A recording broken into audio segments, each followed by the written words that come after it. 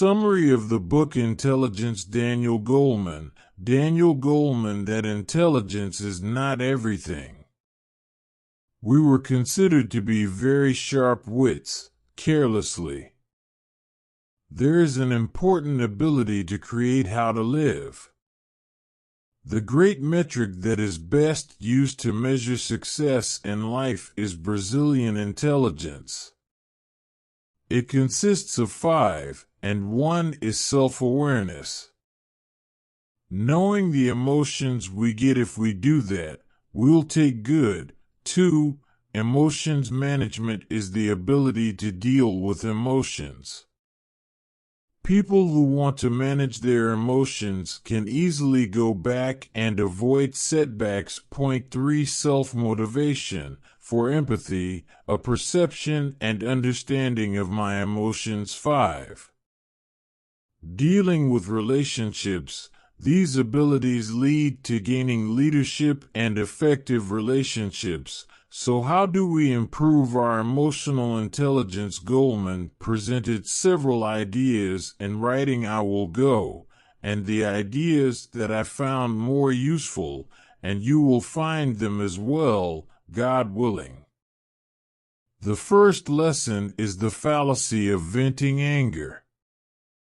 Execution when you are angry will relieve you temporarily instead of solving the problem. Say the one who tells the story of riding a taxi in New York, where he saw a young man standing in front of the car waiting for the traffic to ease. The driver shouted at the young man after he ran out of patience to give way. No, the young man did not respond to me except with a face, and with obscene gestures. The driver of Ibn al-Allah shouted and pressed the gas, then braked, threatening the young man with this threat. The young man moved with a frown on his face, holding the car with his fist as it continued to move in the traffic jam. As for the driver, he continued insulting the annoying young man in the winter if the young man did not even hear it. While we were on the way, he said to the driver while he was still tense, "No one today can punish any imposition. You only have to scream at least to breathe for yourself." This is the common theory that breathing makes you feel better. Opposite. Several studies have shown that venting your anger will not make you feel better. Instead, you will extend and amplify that anger by pumping all this kind of emotion into your brain. Don't get distracted by your venting thoughts by screaming when you're sad. It can be a good way, as opposed to being angry. If you find yourself feeling angry, what do you do? To control your anger? 1. Take deep breaths. Take deep breaths to help you relax and slow your heart rate. This helps your body go from a state of high arousal to a state of low arousal. 2. Go for a walk, but don't indulge in angry thoughts. 3. Reformulate ideas whenever ideas tame you. And formulate them. For example, if your husband or wife is angry and upset with you and leaves the room, so instead of thinking or saying that she is always eccentric for no reason, write that down and rephrase it again so that it becomes if maybe she just had a bad day with her family or anywhere. Lesson 2. Don't blend in when you're sad. Distract yourself doing other things. A saleswoman gets depressed and she spends many hours worrying a life for not getting sales calls. Her sales are down, making her feel like a failure, feeding her depression. But if she reacts to the depression by trying to distract her, she might just think she does herself well on sales calls as a way out of that grief. In this case, the probability of declining sales and the experience of getting sales will decrease. It will boost her self-confidence, which will reduce depression to a certain extent. Joe is trying to say here that continuing to think negative thoughts will lead to deeper sadness. Dismissal is what breaks the chain of grief. The best distraction is one that will transform your mood, like watching a movie.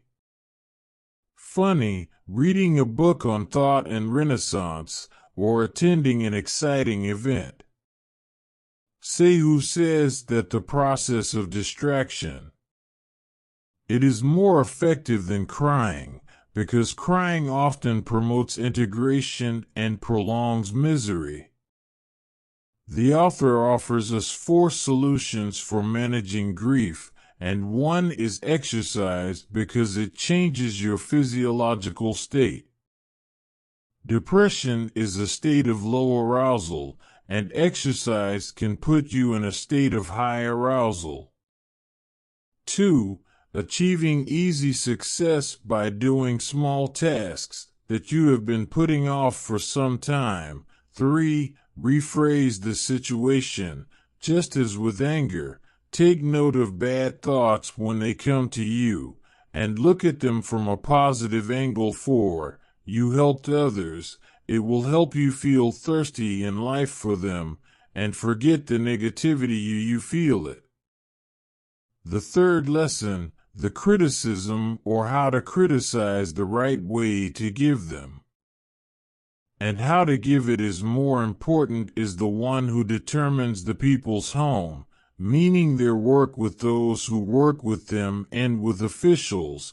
And one of the black ways of criticism, if you manage individuals and tell them you are spoiling things in a harsh, sarcastic, or angry way, this does not give an opportunity to answer or make any suggestions as for how best to do it.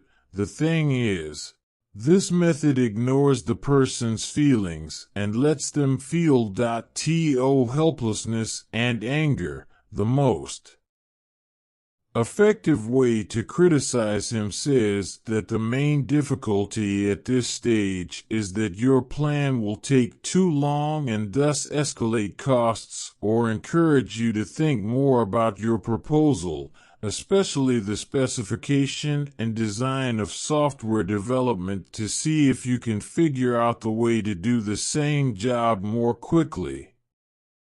This gives them hope to do better.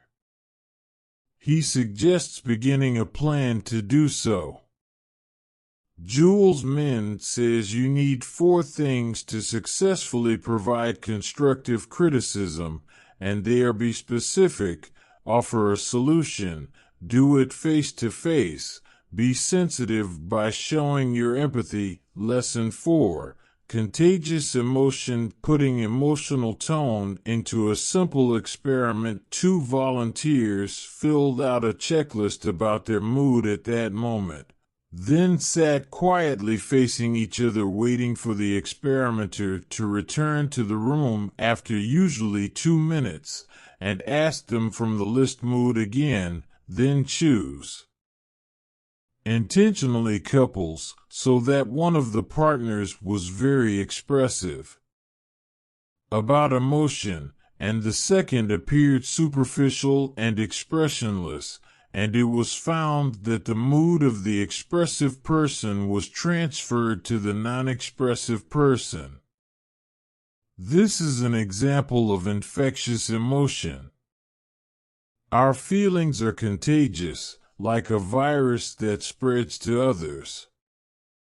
This is why great orators are able to influence and contain their audience.